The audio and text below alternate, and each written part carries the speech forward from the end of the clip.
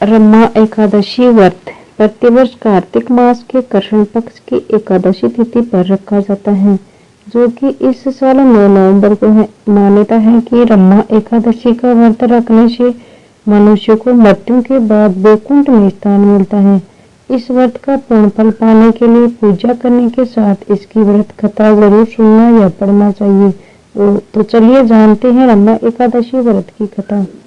धर्मराज युधिष्ठिर कहने लगे कि हे भगवान, कार्तिक कृष्ण एकादशी का क्या नाम है, इसकी विधि क्या है, इसके करने से क्या फल मिलता है, सो आप विस्तार पूर्वक बताइए।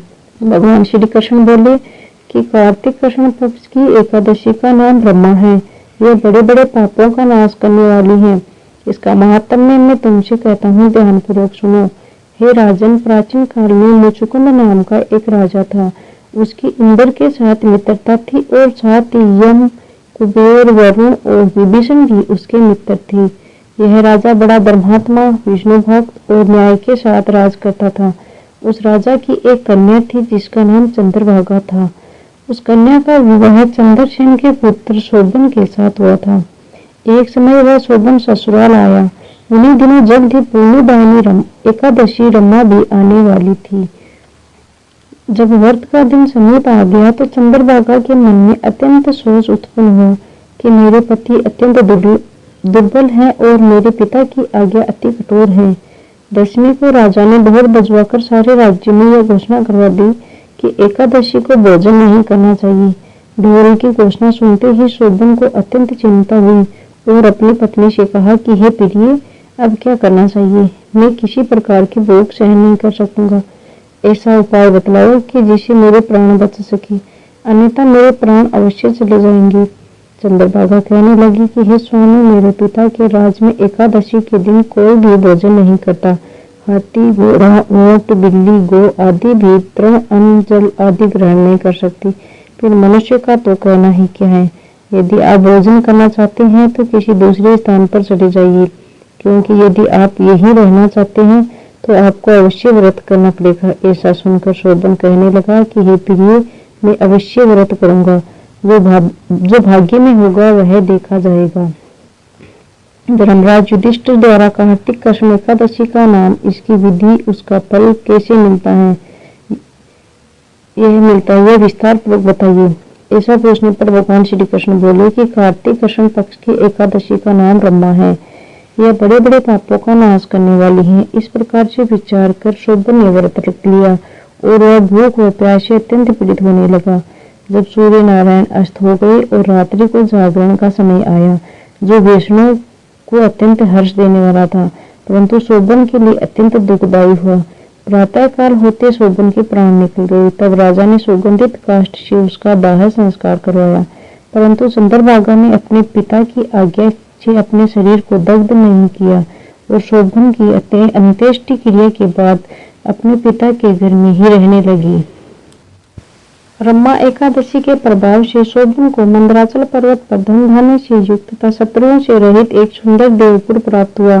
वह अत्यंत सुंदर रत्न और वैदुर्य मणि जटित श्रवण से खंभों पर निर्मित अनेक प्रकार की स्फटिक मणियों से सुशोभित भवन में बहुमूल्य वस्त्राभूषणों तथा छत्र व चंवर से विभूषित गंधर्व और अप्सराओं से युक्त सिंहासन पर आरूढ़ ऐसा शोभायमान होता था, मानो दूसरा इंद्र विराजमान हो।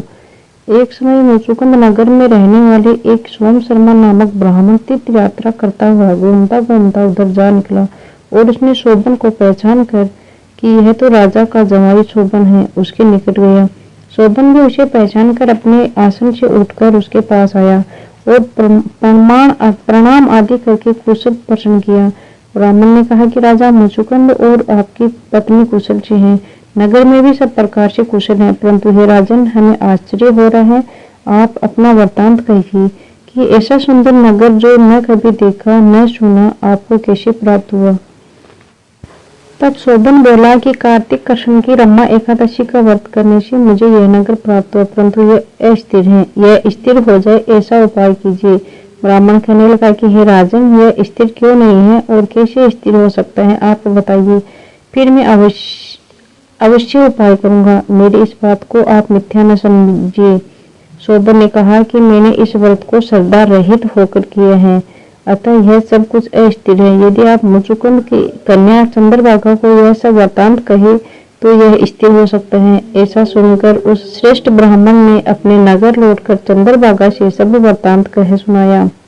ब्राह्मण के वचन सुनकर चंद्रभागा बड़ी प्रसन्नता से ब्राह्मण से कहने लगी कि हे ब्राह्मण, ये सब बातें आपने प्रत्यक्ष देखी है या स्वप्न की बातें कर रहे हैं। ब्राह्मण कहने लगा कि हे पुत्री, मैंने महावन में तुम्हारे पति को प्रत्यक्ष देखा है, साथ ही किसी से विजय न हो ऐसा देवताओं के नगर के सम्मान उसका नगर भी देखा है। उन्होंने यह भी कहा है कि यह स्थिर नहीं है, जिस प्रकार वह स्थिर रह सके सो उपाय करना चाहिए। चंद्रभागा कहने लगी कि हे विप्र, तुम मुझे वहां ले चलो। मुझे पति देव के दर्शन की तीव्र लालसा है। मैं अपने किए हुए पुण्य से उस नगर को स्थिर बना दूंगी। आप ऐसा कार्य कीजिए जिससे उसका हमारा सहयोग हो, क्योंकि वियोग को मिला देना महान पुण्य है। सोम शर्मा यह बात सुनकर चंद्रभागा को लेकर मंदराचल पर्वत के समीप वामदेव ऋषि के आश्रम पर गया। वामदेव जी ने सारी बात सुनकर वेद मंत्रों के उच्चारण से चंद्रभागा का अभिषेक कर दिया।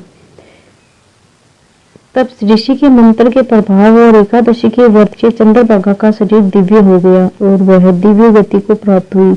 उसके बाद बड़ी प्रसन्नता के साथ अपने पति के निकट गई। अपनी प्रिय पत्नी को आते देखकर शोभन अति प्रसन्न हुआ और उसे बुलाकर अपनी बाईं तरफ बिठा लिया। चंद्रभागा कहने लगी कि हे प्राणनाथ, आप मेरे पुण्य को ग्रहण कीजिए। अपने पिता के घर जब मैं 8 वर्ष की थी तब से विधि पूर्वक एकादशी के व्रत को श्रद्धा पूर्वक करती आ रही हूँ। इस पुण्य से प्राप्त से आपका यह नगर स्थिर हो जाएगा तथा समस्त कर्मों से युक्त होकर प्रलय के अंत तक रहेगा। इस प्रकार चंद्रभागा ने दिव्य आभूषण और वस्त्रों से सुसज्जित होकर अपने पति के साथ आनंद पूर्वक रहने लगी। हे राजन, यह मैंने रम्मा एकादशी का महात्म्य कहा है। जो मनुष्य इस व्रत को करते हैं उनके ब्रह्म इत्यादि समस्त पाप नष्ट हो जाते हैं। कृष्ण पक्ष और शुक्ल पक्ष दोनों की एकादशियां समान हैं, इनमें कोई भेदभाव नहीं है, दोनों समान फल देती हैं। जो मनुष्य इस महात्म्य को पढ़ते अथवा सुनते हैं वे समस्त पापों से छूटकर विष्णु लोक को प्राप्त होते हैं।